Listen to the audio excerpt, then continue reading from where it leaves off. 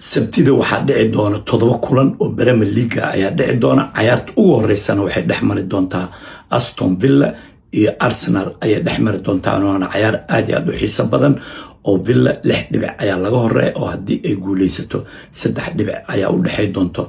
Arsenal hadii guuleysatana 8 dhibic ayay hogaanka ay ku qaban doontaa taasoo City ay 8 dhibic ka dheeraa doonto. Everton iyo waxa kale wada ciyaari doona Nottingham Forest. Bournemouthna waxay la ciyaari doontaa Chelsea ayay la ciyaari doontaa.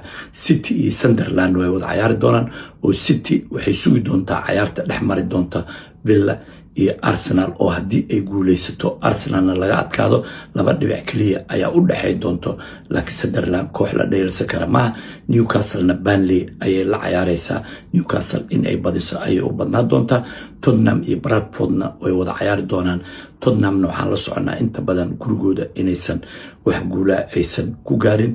Leeds oo ka soo adkaatay Chelsea waxay la ciyaari doontaa Liverpool oo aan la socono xaaladeeda aad iyo aad inay u liidato taasoo Liverpool Sunderland ay ku soo kala tageen 1-1 ay ku kala tageen. Leedsna 3 uga adkaatay Chelsea.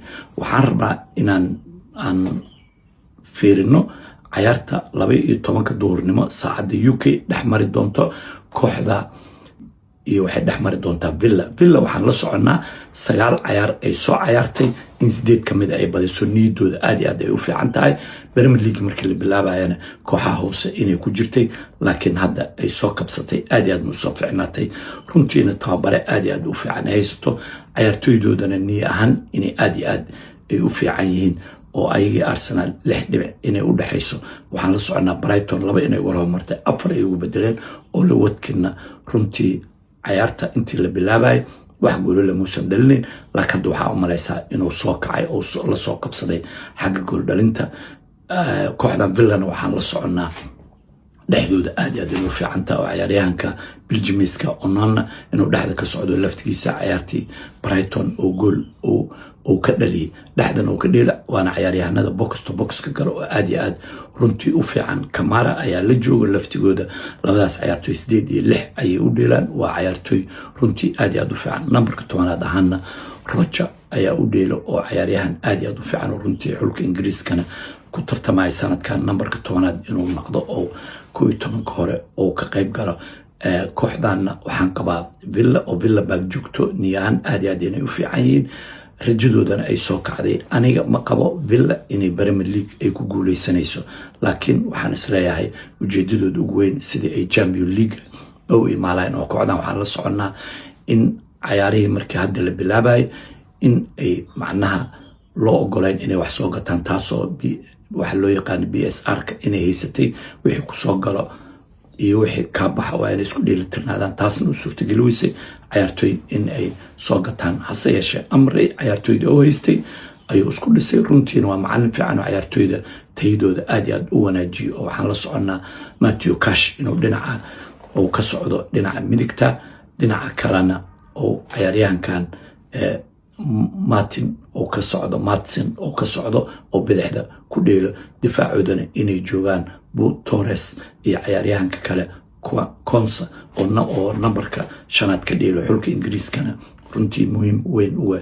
Villa waxaan qabaa waa koox aad iyo aad u fiican oo meeshaas Villa baag waxaan qabaa wax inay ka keensan karto. waxaana la soconaa inkastoo sanadka hore ay ka adkaatay Arsenal laakiin sanadka horeeyay Arsenal cidii horyaalka ka reebtay inay ahayd Villa ay aad gurigooda uga adkaatay. hase yeeshee hadda Arsenal runtii ma qabo inay koox sahlan ay tahay oo Arsenal sidii hore way ka fiican tahay hadda oo ciyaartoy isku dheelitiran ay haystaan inkastoo dhaawacyo badan ay qabaan haddana waxay haystaan ciyaartoy badan oo isku dheelitiran oo ciyaartoy hadday ka maqnaadaan kuwa kale booskooda ay buuxi karaan.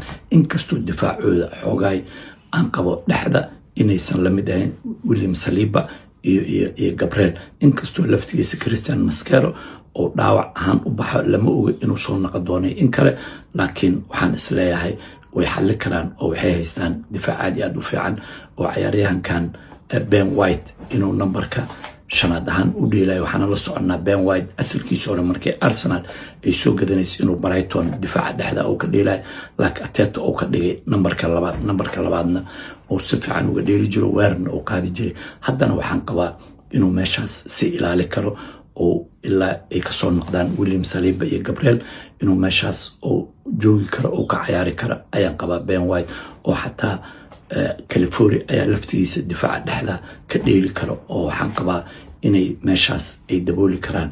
laakiin ciyaartan waa ciyaar 12 iyo barka dhacayso waana ciyaarta go'aami doonto horyaalka oo waxaan isleeyahay haddii Villa adkaato meeshaas Villa iyo Arsenal 3 dhibic ayaa u dhaxay doonto. Cityna ayay laftigoodana culays xoog leh ayaa haysto oo Sunderland ayaa la dheelayso haddii kasoo adkaadaan 2 dhibic ayaa meeshaas u dhaxay doonto. laakiin Arsenal ciyaar walba ay ciyaarayso waxaan qabaa inay u tahay final oo kale. koox walba waxay rabtaa inay Arsenal ay ka adkaato ayarta ama raac ay geliso si saxaafadda ay hadalhayntooda ay u hayso.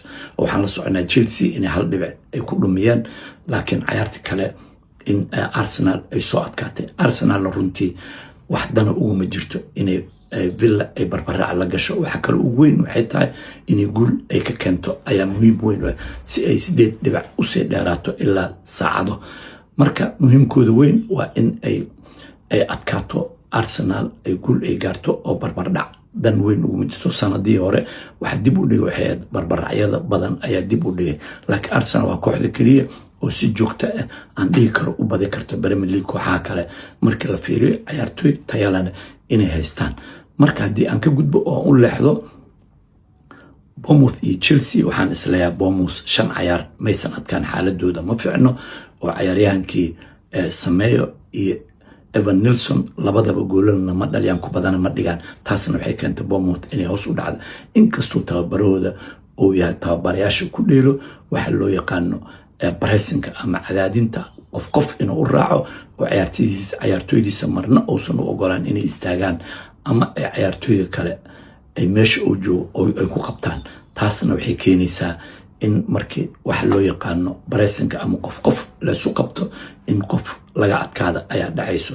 taas ayuuna ku ciyaaraa tababarahan Bournemouth Orola. marka Chelsea waa la soconaa in banaanka markay u soo baxdo ama waxa loo yaqaan joogteynta inaysan fiicnayn. marka waa ciyaar labada dhinac u dhici karto. Bournemouth laftigeeda 5 ciyaar maysan soo badin. Chelsea-na ciyaartoy ayaa ka dhaawacan mana aha koox joogto u badiso. marka waa ciyaar waxaan dhihi karaa barbardhac ku dhamaan karto ayay ila muuqataa. laakiin ciyaarta muhiimka waa ciyaarta dhex mari doonto City iyo kooxda Sunderland.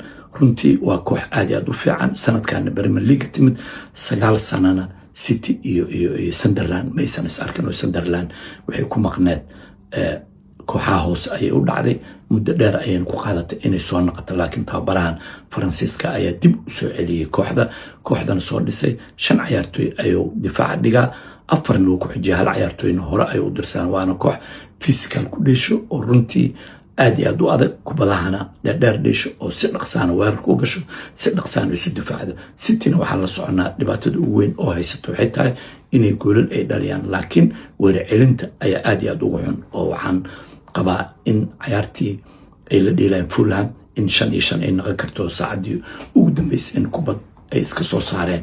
taasna waxaa keenayso tii Leeds waa la soconaa 2 inay la hormartay oo 2-2 ay noqotay. ciyaartii dhamaadkeedana Phil Foden goolka guusha inuu u dhaliyo. marka City weerar celinta ayaa dhib ku hayso.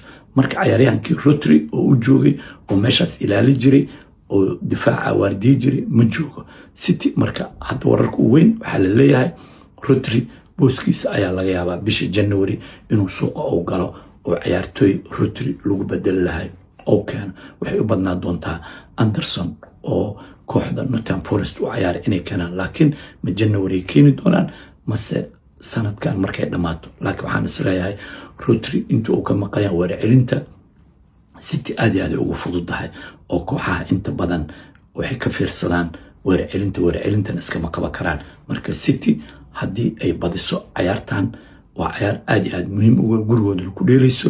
waxaana qabaa inay 10 ay ka qaateen ciyaartii Leeds iyo ciyaartii Fulham ay la ciyaareen. marka difaacooda ma noqon doonaa difaac adag oo aan waxba laga dhalin. waxaan la soconaa City inay wax dhalinayso say ku dhalisaba oo kubad dhisidooda iyo gool dhalintooda aad inay u fiican tahay ay taa kooxda Premier League ugu gool dhalinta badan. laakiin waxaa u malaysaa inuu difaacooda aad iyo aad u liito khaasatan dhexdii oo kubadaha celinaysa oo Nico Gonzalez runtii sida Rodrigo kale kubadda oo u dejinayay ama oo marna oo xoog ugu wadaay marna oo kooxda u niidilay ma joogto oo nin wuxuu ahay kubadaha aad iyo aad ula socdo markii la dadajiyay iyo markii la daahiyo iyo markii kaleba aad iyo aad ula socday marka waxaan isleeyahay Kovacic-na uu ka dhaawacaya marka dhexdooda maba haystaan dooq badan ma jiro City marka Pep Guardiola maxalli doonaa arrintan goolo la doo dhaliyo in goolo laga dhalinayo kooxdan waxaa la soconaa kooxo ku dhasho oo kubadaha koonooyinka wax ku dhaliso inay taa inkastoo Fulham markay u tageen 1-0 looga adkaaday Liverpoolna barbardhac ay la gashay waxaan isleeyahay City ciyaar ay guuleysan karto waa ciyaartaasna 3 galabnimo ay dhici doontaa waxyaalihii ka soo baxa dhammaantood waxaa inala socodsiin doonaa sabdiga ilaahay oo ka raali noqdo bal adinkana fikradiina nala wadaaga City ma ku soo dhawaad doontaa Arsenal Villa iyo Arsenal iyo guusha raaci doontaa ma Arsenal ayaa guuleysan doonto mase sanadkii hore sanadkii ka dambeeyay sidii loo celiyay oo niyatiray ay Villa samay doontaa 30 Decemberna Imaaraad ay Villa ay imaad doontaa marka labadaas kulan ay wada ciyaari doonaan sidee adiga kula muuqata Bournemouth iyo Chelsea maxaa ka soo bixi karo sidee bal fikradaada nala wadaag Liverpoolna Leeds ay u tagi doonaan oo Chelsea 3 uga adkaatay Liverpool ma soo kabsan doontaa mase waa laga adkaa doonaa Manchester United waxay u tagi doontaa Wolves oo Premier League aanan guuleysan maxaa ayadana isniinta ay keeni doontaa waxyaalahaas oo dhan sidee kula muuqdaan bal fikradaada nala wadaag